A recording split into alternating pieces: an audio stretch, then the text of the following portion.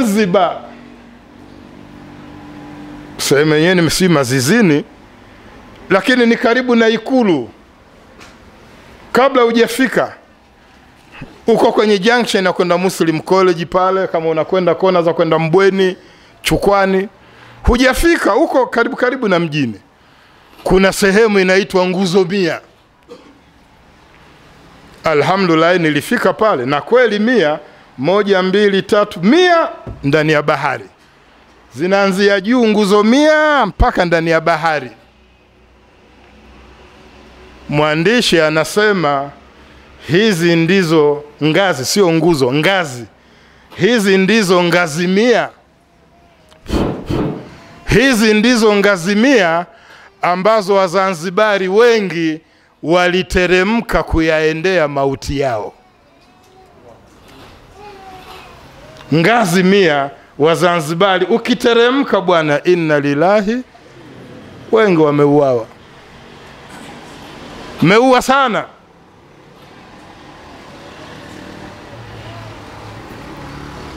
Anaenda Zanzibar bwana, waulize wenyeji wampeleke, na mahala palivyokaa pameachwa ni katikati ya mji. Maiki sio nzuri. Ni katikati ya mji, lakini ni mahala kama vile pameachwa historia. Lakini asili ya ngazi 100 ni mabaniani wanachomea mauti wao. Kule kuna manyumba mabaniani wanachoma mauti wao. Pale watu wengi wameuawa. Kwa hiyo kukafanyika mapinduzi ya pili ya kuwaua wana mapinduzi. Lakini Nyerere hakuishia hapo kwamba nitapata tabu na wasomi kuitawala Zanzibar. Wako mashehe wana msimamo. Nyerere akawaua na mashehe. Walionusurika walikimbia, wamefia nchi za mbali. Abdallah Saleh Farsi, kadhi wa Zanzibar, alikimbia akawa kadhi wa Kenya. Akaondoka akaenda fia Oman. Al-Habibi Sumait amekwenda fia Komoro. Mashehe wakakimbia. Zanzibar badala ya kuwa Madinatul Ilmu ikashuka sasa ikawa haina mashehe.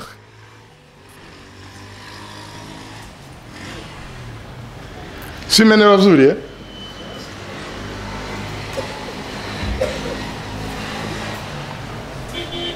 Kasim Hanga, kina Othman Sharif, brain of Zanzibar, waliuawa. Zanzibar ikabakia na viongozi wajinga, viongozi wa hafidhina. Ndio hawa walioko mpaka leo Zanzibar. Viongozi wasiojitambua, viongozi wenye maslahi binafsi na uchu wa madaraka, wanawatesa wenzao wa Zanzibar mpaka sasa. Kama ambavyo Nyerere amekufa, mtanuia radhi bana, katuachia BAKWATA. Kama mpo mtanisame, ndo historia. Katuachia BAKWATA. Piga ua, shughulika utakaposhughulika. BAKWATA haingii mwenye vision hata huyu, haingii mwenye akili hata huyu. Shabdala utanuia radhi, lakini wewe sio BAKWATA. Piga ua, BAKWATA haingii mwenye akili hata huyu, mwenye vision hata huyu.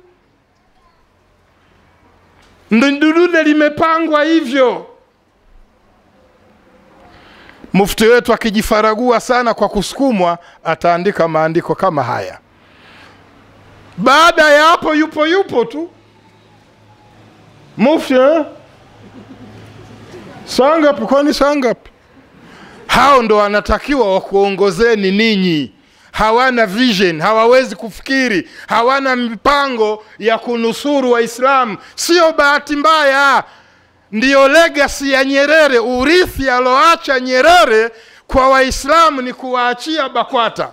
Amekufa miaka 10 na tunateswa na mzimu wa Nyerere. Nchi hii inateswa na mzimu wa Nyerere.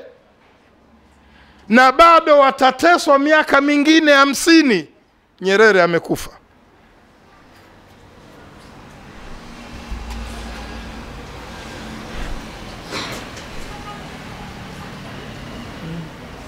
Sasa usione mbona misikiti yote maimamu hawaeleweki, imepangwa.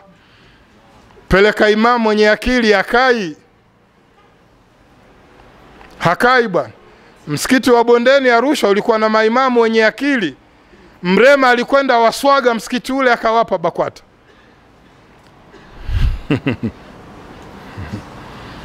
Kwa nini hapa Thakibu hapa tulipo? Kwa nini serikali wanashughulika na hapa tulipo? Kwa nini usalama wa taifa, nguvu za dola zinashughulika na Thakibu? Si misikiti mingi? Kwa nini kule ile misikiti bwana ipo ya kusalia, haina zaidi ya sio tishio? Hapa panapoamsha akili za Waislamu, hapa tusipaache. Ndio leo Thakibu askari wamevamia, kesho kesi isoeleweka, kesho kutwa sijui nini hapa.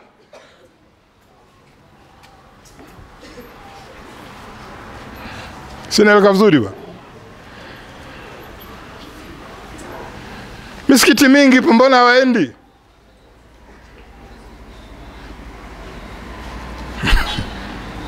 It's a legacy. Hapa takiwi watu wakawa na akili, wanaojitambua.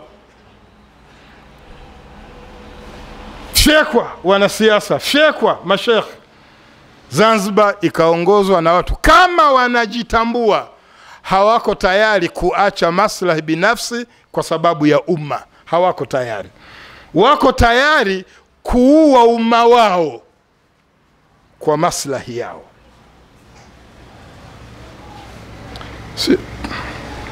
Tunakwenda vizuri wote? Bas. Sasa imeenda miaka yote hii ya Zanzibar na nini? Zanzibar sasa iko kwenye apex. Yaani Wazanzibari sasa wamejitambua. Wana shida tu ya viongozi wao. Lakini Wazanzibari mpaka Wanyaka hawa wakijiweni wamejitambua, sisi sio huru. Sisi ni koloni la Tanzania bara. Sasa juhudi hizi zinazoanza sio za kidini, sio za uamsho. Wewe uko huku ndio utajua za uamsho. Sisi tulokuwa Zanzibar mwaka jana tu juzi, hizi sio za uamsho. Hizi ni za Wazanzibari wanatafuta uhuru wao uliopotea kwenye muungano. It is a freedom struggle.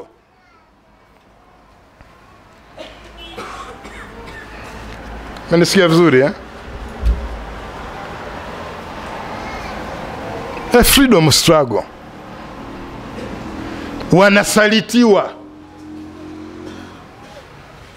Wanasalitiwa na viongozi wao. Sasa kuna mambo bara na visiwani yana majina tofauti, lakini ni mambo yale yale. Wewe unakuwa confused na majina tu. Futari ile ya miogo, viazi umeiponda na kalanga, ikiwa sio mwezi wa Ramadhani inaitwa mchanato. Ile ikiwa mwezi wa Ramadhani inaitwa futari, lakini ni ile. Ni ile. Kila watu wamepewa jina kulingana na mazingira yao, na namna ambavyo jina hilo wakipewa ndiyo akili yao itakapozugwa zaidi.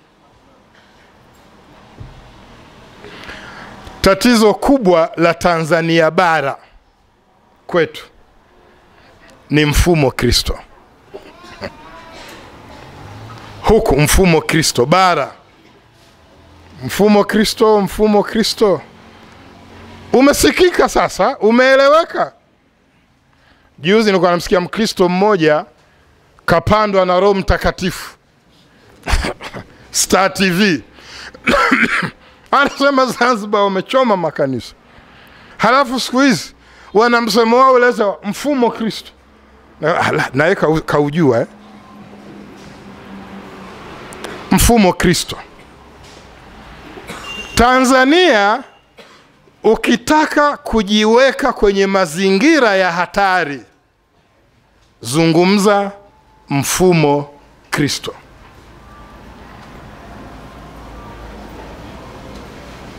Ukitaka kuweka mazingira ya hatari kabisa, zungumza mfumo Kristo katika nchi.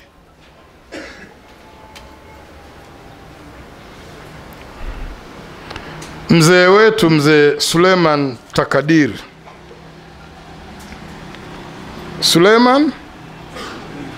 Takadir, mtu wa kwanza mwaka 1958 kuzungumza mfumo Kristo. 58, miaka mitatu Tanzania inakwenda kupata uhuru. Anamnyoshea fimbo yake Nyerere, anamwambia wewe fimbo na macho, wewe utaleta mfumo Kristo katika nchi. Suleiman Takadiri akamfika, akafukuzwa 5. Waislamu wenzake walimtenga, hata salamu alaikum ya Kiislamu hawakumpa. Badala ya kumwita Suleiman Takadir, jina wakambadilisha Suleiman Mtakadini. Waislamu, sisi Waislamu walivomtenga kijamii, Suleiman Takadiri amelala kitandani, yuko katika sakratul maut.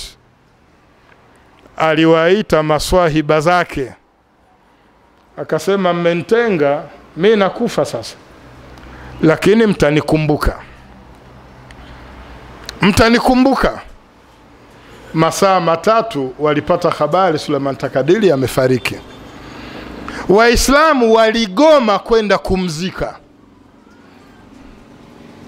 Aliyeongoza kampeni ya kugoma msaliti wa 5 mdini, marehemu mzee Rajabu Diwani, kamanda wa vijana wa 5. Watoto someni historia, Waislamu someni historia.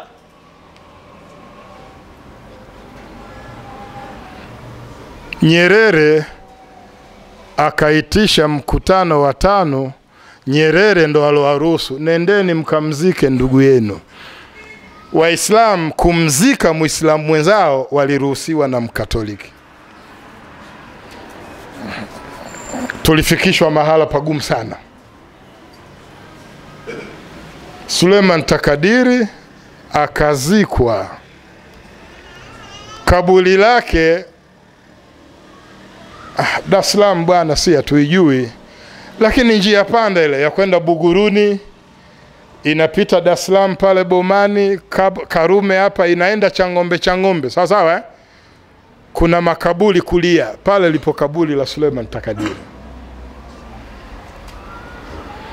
Amelala hapo, amekufa kwa kinyongo cha kutengwa na ndugu zake Waislamu kwa sababu ya Mkatoliki. Kosa alitaja mfumo Kristo. Hassan bin Amir, mufti wa kwanza huyu wa Tanzania, mkutano wa kwanza wa Waislamu wa East African Muslim Welfare Society mwaka 1962. Hassan bin Amir ameitisha mkutano wa taifa zima. Waislamu hawana matumaini kama serikali ya Nyerere itawaletea maendeleo. Wameitana wenyewe wapange mipango ya maendeleo mwaka 62, mkutano wa kwanza baada ya uhuru. Mfumo Kristo ukazungumzwa kwenye kikao hicho. Hassan bin Amir yakamkuta, alifukuzwa Tanzania, akarudishwa kwao Zanzibar. Amewekwa kizuizini mpaka akafa Zanzibar.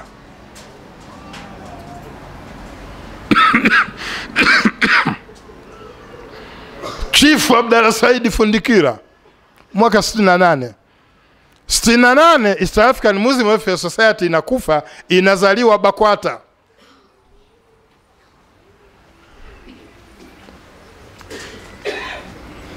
Fundikira akafukuzwa nyadhifa zote. Alikuwa waziri wa kwanza wa sheria baada ya Bukoloni. Timuliwa kwenye chama. Aligusa mfumo Kristo. Kigoma Ali Malima 1995 akagusa mfumo Kristo kuhusiana na elimu, wakati waziri wa elimu, yakamkuta kugusa mfumo Kristo. Kipenzi cha Nyerere Bititi Mohamed mwaka 72 naye akagusa mfumo Kristo, akatiwa kizuizini. Kila aliyegusa mfumo Kristo alitiwa kizuizini. Sikuambii kina marehemu Tewa Saidi Tewa. Pana siri gani kwenye mfumo Kristo ukiugusa unakwenda na maji? Lile linalowatafuna wa Tanzania bara la mfumo Kristo ndilo lile linawatafuna watu wa visiwani kwa jina la muungano. Kule ni muungano. Muungano hauna tatizo huku tatizo ni mfumo Kristo. Ni mtu yule huku anajiita mfumo Kristo, kule ni muungano. Muungano.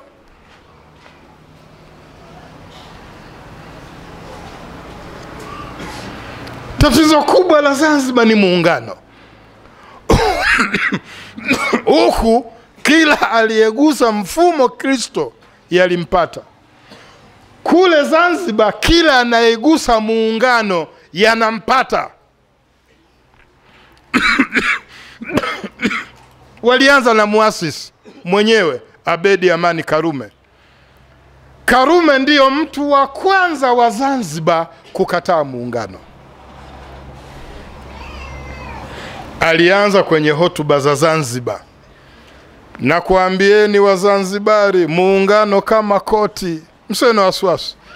Likikubana unalivunja, unalivua. Nyerere akaanza kupata science. Kasema hivyo sasa katumwa mjumbe kwenda kwa Karume kumpelekea maneno ya kifidhuli. Nyerere kamtuma mjumbe, amekwenda Zanzibar.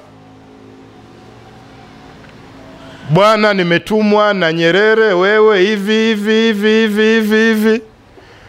Mjumbe akapewa majibu, nimesikia. Mwambie Nyerere nimesikia, lakini mwambie amri yake yeye inaishia Chumbe ndo mwisho, huku ni mimi. Kamwambie bwana anasema yeye huko ni yeye.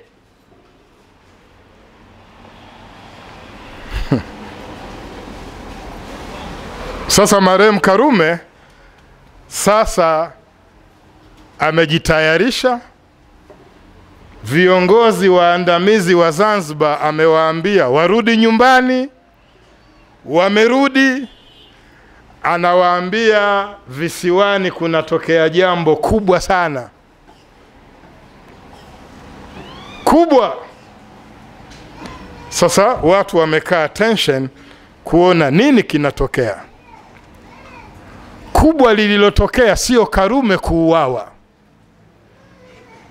Hili ndo alituambia tukae standby, alijua atauawa. Maana waliambiwa jambo kubwa linatokea. Karume anasema njooni. Mkubwa mmoja anamuaga, ana kazi Dar es Salaam, anasema usiende, jambo kubwa linatokea Zanzibar. Jambo kubwa lenyewe Karume akauawa. Kumbe jambo kubwa Karume alikuwa anatarajia kulihutubia taifa, na ndani ya kulihutubia ni kutamka rasmi tumevunja muungano. Karume akauawa kabla hajatamka kuvunja muungano.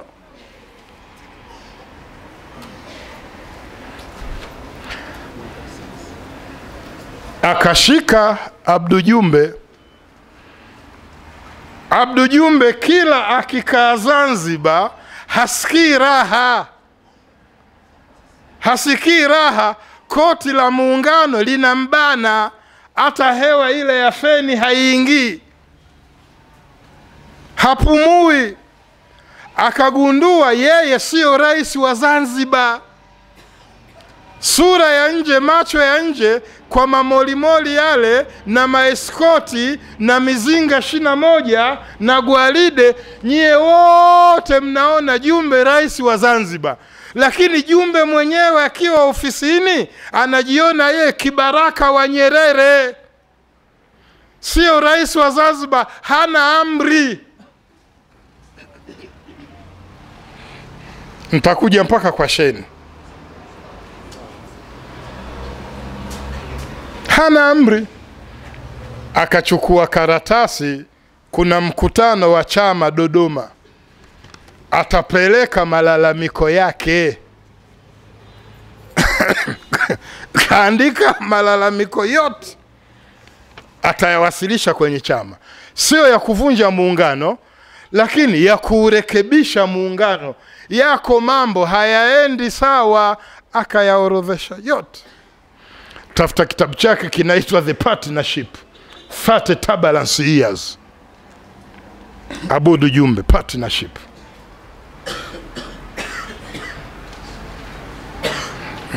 Umeelewa vizuri? Rais wa nchi yuko ofisini. Sasa anaandaa makabrasha ya kwenda Dodoma. Mkutano wa chama, halmashauri kuu ya chama. Chama kinashika hatamu. Lazima mambo haya chama ijadili. Sasa anatayarisha makabrasha ya kwenda nayo Dodoma. Amechukua barua zake, anaweka kwenye briefcase. Sasa anatafuta ile karatasi yake ya kero za muungano. Haionekani. Tafuta, haionekani. Fungu wa draw, haionekani. Hakuiona abadan, hakuiona. Akasema basi midhali yamo kichwani, takwenda yaeleza kutoka kwenye kichwa.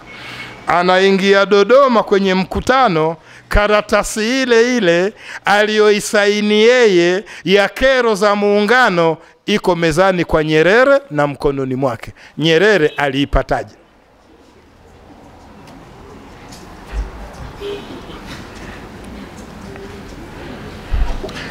Mnayajua haya? Mnayajua? Asubirini, subira, saa 10.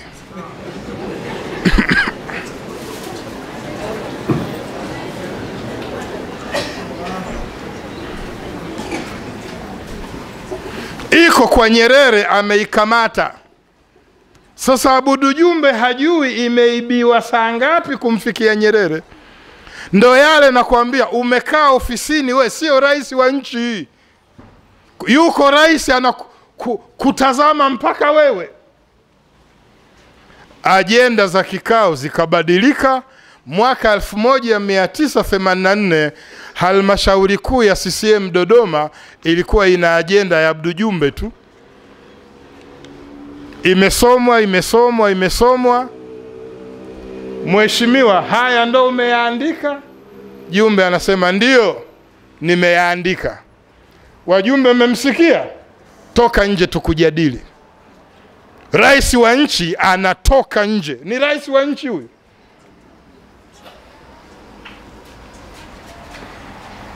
Jumbe akatoka. Kawekwa mahala. Mzee Jumbe anapojua zaidi, kawekwa mahala. Hali imebadilika.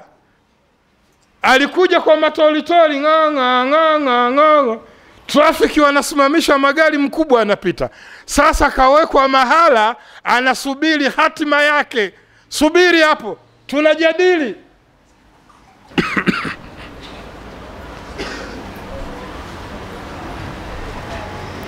Kaja Mwinyi kakaa kidogo Zanzibar, akawa rais wa muungano, nafasi yake Idris Abdul Wakil, si ndio Idris Abdul Wakil kakaa pale. Sasa vijana, sio yeye, vijana wasomi wa Zanzibar,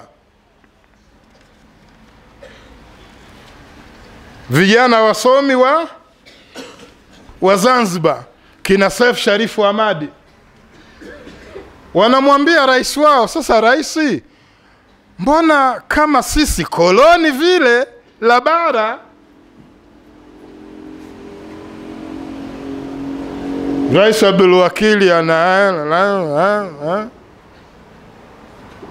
vijana wanachechamaa, mbona hii nchi haieleweki?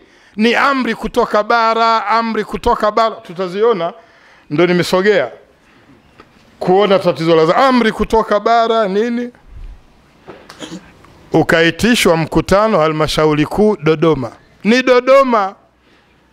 Zanzibar inakochinjiwa wapi? Dodoma.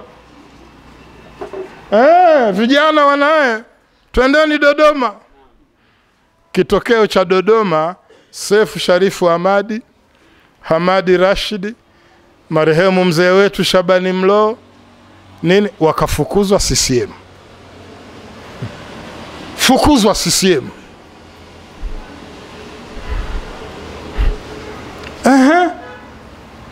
Kwa nini wamefukuzwa? Wamegusa muungano.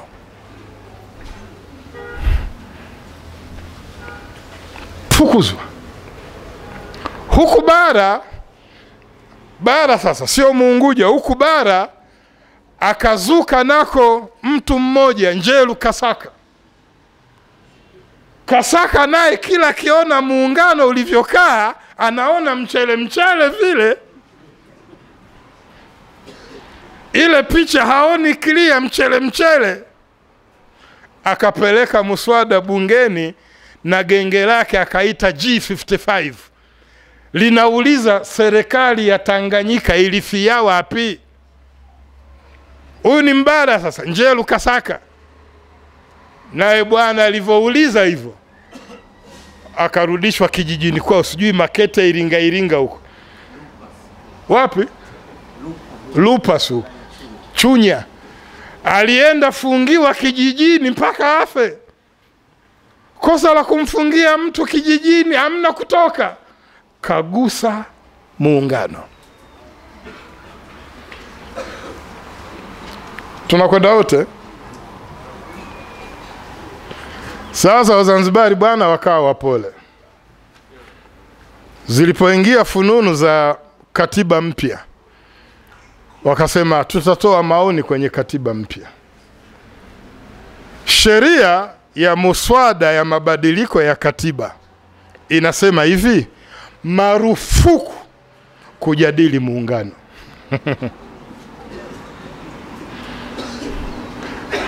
Sasa hebu wenye akili tu, kuna nini kwenye muungano? Ndio swali, kuna nini? Kuna nini kwenye muungano?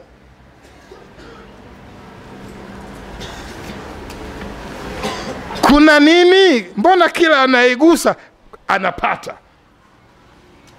Tulidhani sasa tume mzee Warioba tutamueleza serikali 3 1. Sheria inasema, yani we kwa Warioba ukisema mimi maoni yangu muungano, kaa chini. Na unaweza ukapigwa miezi 6 jela.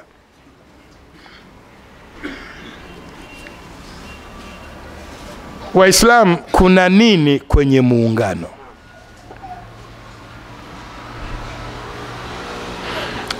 Atufiki saa 10. Kuna nini kwenye muungano? Na hiki ndicho kitaleta mapambano kwa muda mrefu sana. Kwenye Anuru hii Profesa Sharifa anasema kiini kijulikane. Tatizo wa kufika kwenye kiini. Hawa wote kina Sharifu wanajua, sio Sharifu huyu Maalim Sefu. Kuna mwanazuoni Zanzibar anaitwa Profesa Sharifa, habari zake ziko kwenye Anuru hii.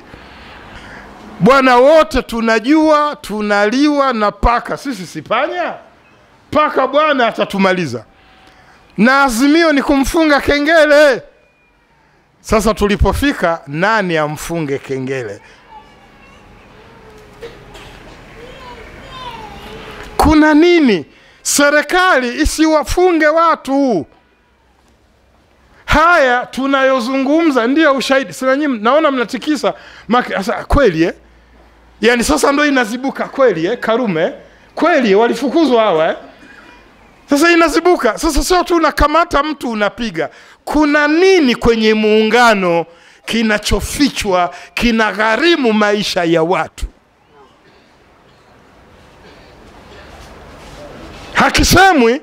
Kinachosemwa makanisa, na wanaosema makanisa, wanaotetea muungano uwepo na wanaonesha watafia muungano kuwepo ni Wakristo. Kwa nini Wakristo? Hamna Muislamu anashabikia muungano, labda atakuwa kiongozi wa Zanzibar, wale watu wa Zanzibara wanaongoza Zanzibar. Lakini Muislamu shewa hashabiki ni Mokiwa, Polycarp Pengo, Malasusa, Mkristo wa Kirumba. Kwa nini Mkristo anashabikia muungano? Kuna siri gani? Asa kamata kalamu vizuri, naanza kuzifichua siri.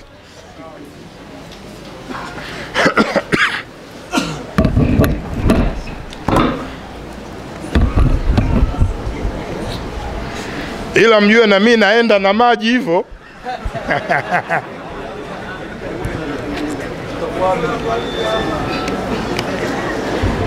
Mjue na mimi naenda na maji hivyo.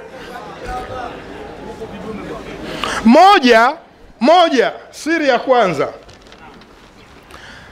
Muungano ndio nyenzo peke yake ya mfumo Kristo unaotawala bara pia uweze kutawala Zanzibar.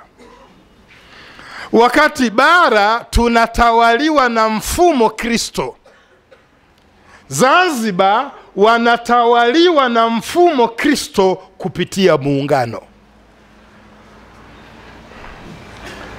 Pamekaa sawa hapo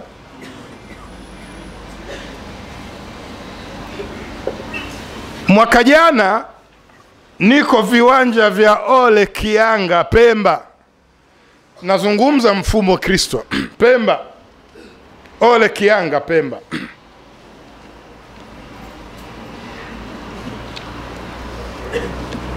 Naeleka vizuri Tarehe 2 mwezi wa 9 2011 niko Ole Kianga. Feed force. Ndio waona ile ndova ziko pale mambo magwanda yale. Pemba Ole Kianga ni uwanja wa Tablighi Markaz. Zanzibar wako kwenye confusion. Kesho yake Jumamosi muhadhara mfumo Kristo. Ananambia mzee mmoja wa Kipemba, anasema lakini shehe, baadaye nikaambiwa ni askari alikuja, asa lakini shehe, hapa unazungumza mfumo Kristo, kule bara sawa, maana wa Kristo wameshika hatamu za uongozi,